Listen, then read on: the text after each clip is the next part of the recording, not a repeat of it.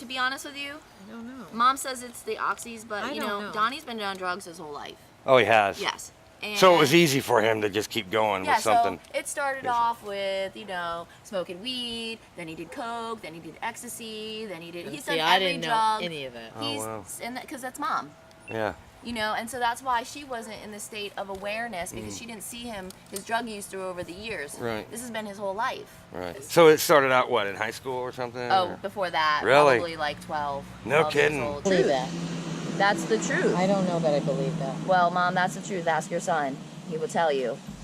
So usually when someone goes to this extent to like want to bring some kind of awareness and that kind of a thing, usually it's because something's happened, like Well, their kid was. you know, Donnie almost Donnie died. was close to death. Donnie, we got him this last pastime, got him out of a drug house. Actually pulled him out of a drug house. He was so high, Jeff, that I left him there. He wouldn't have lived through the night. Yeah. He really would not have lived through the night. To You release sure you want energy. this all in yellow? Yeah, it would be pretty.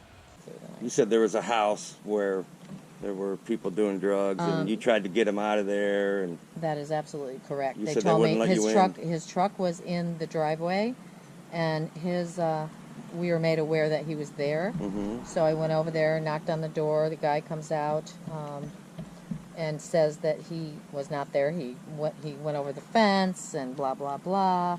And so there was, you know, lots of talk. I left. I went down the street and went around a block. Couldn't find him, and my gut told me he's there. I know he's there. because his vehicle was there. His vehicle's there. I walked they in said the he wasn't there. backyard. Right. He comes out and says, "Get out Because of my they all lie yard." for each other, you know, and they all And stick up for each other. He was like, "Ma'am, I wouldn't tell you a lie." He was lying right to my face. Mhm. He was higher than a kite. So you actually left. You believed them or something, or? No, I left and went around the block, and when I didn't see Donnie, I said, "I can't." Amy left. Amy said, So "Don't." you were initially going to go, okay, and you were leaving, and then you got around the block, and you were like, No, you I went back can't. because you were like, I can't. I have to go back. I can't leave him. I cannot leave my child when I know he's in trouble. Yeah. Even though he's a grown man, he's my kid. He's my Yeah. kid for life. Mhm. And I know. Kid, I will not bury my kid, and I'm not ashamed that he is a drug addict. He has redeemed himself. You He can't wants help him unless you talk about it. Exactly. Unless And you. that's what we're doing. No, we're we're not conversation silent starters. anymore. Right. But a couple of years ago, when Donnie was in Puerto Rico, in Nuevo Camino, they helped him as well survive.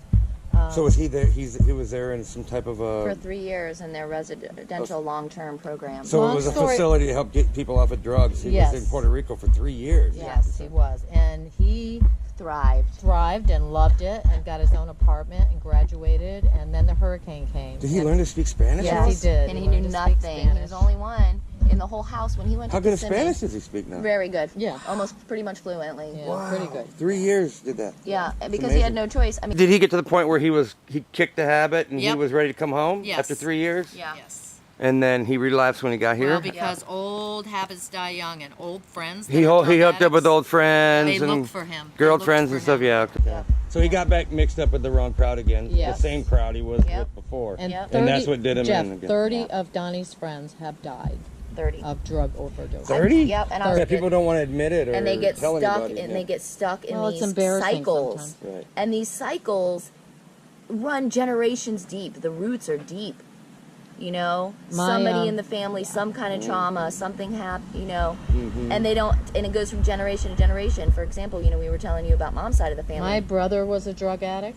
and A heroin he- addict. Yeah, heroin addict years ago, and he's in his late 60s, and he sits in a chair in Connecticut doing nothing. I mean, just basically not leaving his house other than. And what's Well, how many people? My sister. How many people lose their minds on drugs too, and then wind up on disability? They and, do.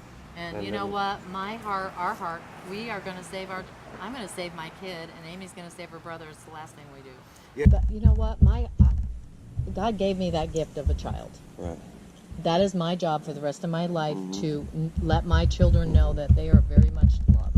Once they choose, and they choose to live through compassion, and community, and that's why we're doing this. Because when they feel alone in their sadness and their trauma and their darkness, they sink deeper into it. There's no doubt about that. You have to show them, look, I love you, I want you to live, but you have to choose you want to live. Because until you make that decision, but yeah, most people don't look at it the same way you're looking at it the right way. And when you meet my kid, and you meet Amy's brother, you meet Donnie, you will never meet a sweeter heart. Once you do something, and you can help somebody, there's a weird craving to keep going. Exactly. I don't know what it is, but it's love, it's God, it's especially whatever you when want you've it to done be. something and you could see the results and it really helped somebody, and you were a part of that. It's addicting. Yes. On the outside, they may want to quit, but on the inside, they just can't, and it's so hard to stay motivated to help somebody who on the surface doesn't appear to want to help themselves. Right. I have a family member. But that's addiction. That's addiction. Yeah. When you meet my kid, and you meet Amy's brother, you meet Donnie, you will never meet a sweeter heart, honestly, in your life.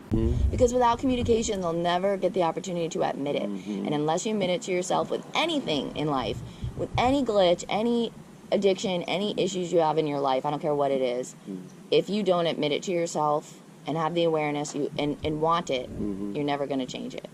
People, nothing changes if nothing changes. I think it might be 16 billion if I'm not mistaken. Money spent on taking care of uninsured people with drug addicted issues. Right. Or alcohol, because liver failure and all that and sepsis and all that is a big thing. Yeah. So what you guys want to do is you're not a place where a drug addict can go to get help. We're advocates. Yeah, right. And so but if we somebody have resources if they need help that we could tell them where to get help. We want to share our story. I want to share my story as a mother about not wanting to bury my kid. I will not bury my kid, and I'm not ashamed that he is a drug addict. He has redeemed himself. You can't help him unless you talk about it. Exactly. And that's what we're doing. No, we're not silent starters, anymore. Right. So if someone has an issue with drugs, they see your sign or they see, I love an addict. We did kind of a thing, and then they can get a hold of you, and you're a resource. You can point them in the direction where they people that can help other people are the people that have been there. And also, we set a thing up on YouTube. We're called Recovery Colony at gmail.com, so they could reach us there as well. Eventually, we'll have a phone number with FaceTime. It's all new. So we're learning. We can actually FaceTime one-on-one families. You're in the beginning stages of this, and you're working the kinks out as you go to see how you can help people. And let me tell you, I love your truth, Jeff. I love that you Well, not everybody likes my truth. Well, you know what? They don't. I am so truthful. I mean, yeah. You know, truth is truth is truth. Yeah. We got to put it out there. Yeah. The Whether truth isn't always pretty. No. It doesn't always feel good, but it's still the truth. Truth is always the most important thing. Yeah, absolutely. And that's why we wanted you. That's why we... I said, I'm going to reach out to this man. I don't know him from Adam. We're bringing the hard truth is what we're doing. You know, it took my mom a long time to come to realization, you know, that her son was an addict. It took a long time. Because you know why? I felt like, what did I do wrong as a parent? There's a denial part of it, even not just with the person that's doing it, but with the family members, That I've run and biked on your trail and saw I paid attention to every single fence you had up there. You're an amazing artist. Just think, I started doing that just to irritate people. Did you really? Yeah. You want to aggravate somebody. Well, I don't know, I'm an instigator. Yeah, you seem like that. I wonder how many people started out using drugs because they were taking pain meds and they were in pain. Now in versus people that were doing it for recreation or something. Right. A lot, because heroin is cheap. It's $10, $20. And now they mix stuff in there. Fentanyl. And that's what's killing. That's what's killing. Somebody has a lot of money. They're going to stick their kid in a wealthy thing. They're going to stick them in there for 3 months or 90 days. 90 days, 6 months, whatever. It's not going to work. That person's got to do the hard work themselves. They can't have it cushy. If you're an addict, it takes, a village. Well, I'm saying it could take years to completely kick it or whatever, get out of your system. You're such a dork. You know, you could But it's so listen. funny. Amy Yeah. and I are best friends, even though we're mom and daughter. You could totally be our friend. I could.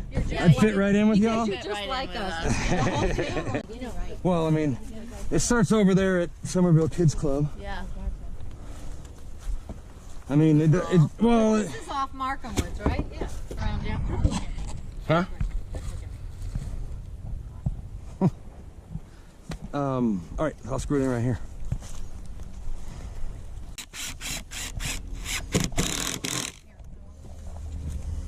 There's your message.